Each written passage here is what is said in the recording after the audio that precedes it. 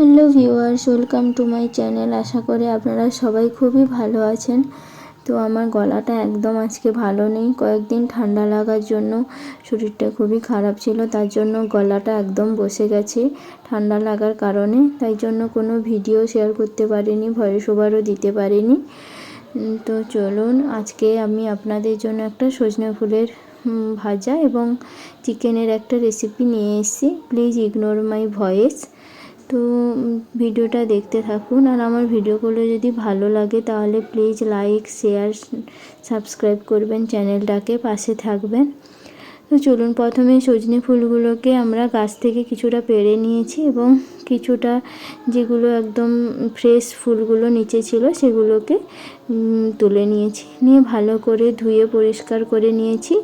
আর আপনারা চাইবেন এই সিজনে, এখন যেহেতু সিজন চেঞ্জ হচ্ছে, সেহেতু এই সজনে ফুলের ভাজা বা সজনে ফুলের যে কোনো রেসিপি বা সজনে ডাঁটা খাওয়ার চেষ্টা করবেন, কারণ এই ওয়েদার চেঞ্জের সময় এই প্রত্যেকটা সবজির একটা রিলেশান থাকে, যা খুব হেলথ বেনিফিট থাকে।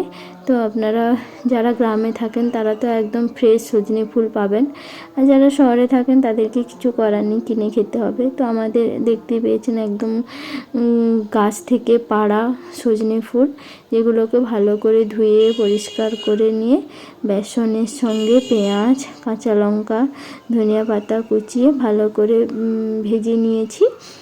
ভেজে গরম তেলে দিয়ে বড়ার মতো করে দিয়ে এদিক ওদিক দুদিক ভেজে নিয়েছি।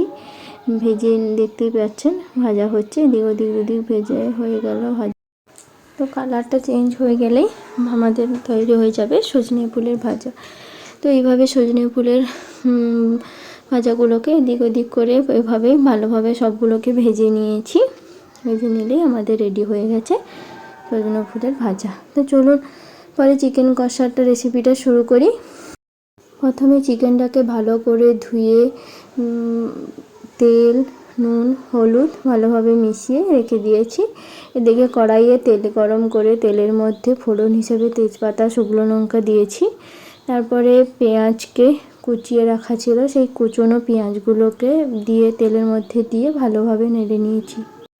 পেঁয়াজটা দেওয়ার পরে পেঁয়াজের সঙ্গে কুচনো লঙ্কা দিয়ে দিয়েছি। দেওয়ার পরে বেশ কিছু সময় নাড়াচাড়ার পরে কালারটা চেঞ্জ হওয়ার পরে টমেটো দিয়ে দিয়েছি। টমেটো দেওয়ার পর নুন দিয়েছি, কারণ নুন দিলে টমেটো সহ পেঁয়াজটা ভালোভাবে গলে যাবে এবং তাড়াতাড়ি রান্নাটা হবে। এদিকে রসুন দিয়ে দিয়েছি। রসুনটাকে দেখতেই পাচ্ছেন যে একদম পেস্ট করিনি, রসুনটাকে কিছুটা আধা থেতো করে নিয়েছি। এবং তারপরে আমরা লঙ্কা গুঁড়ি দিয়ে কিছুটা জল দিয়ে রসুন লঙ্কা গুঁড়িটাকে একটু কষিয়ে নিয়ে কিছুটা জল জল ছিল সেই অবস্থাতে আদা বাটাটা দিয়ে দিয়েছি। এবার আদা বাটাটা দেওয়ার পরে মশলাটাকে ভালো করে কষিয়ে নিয়েছি, জলটা একেবারে কমে গেছে। তারপরে আমরা কি করেছি, চিকেনটা ওই মশলার মধ্যে দিয়ে দিয়েছি। এই মশলাটাকে চিকেনের মধ্যে ভালোভাবে মিশিয়ে নিতে হবে।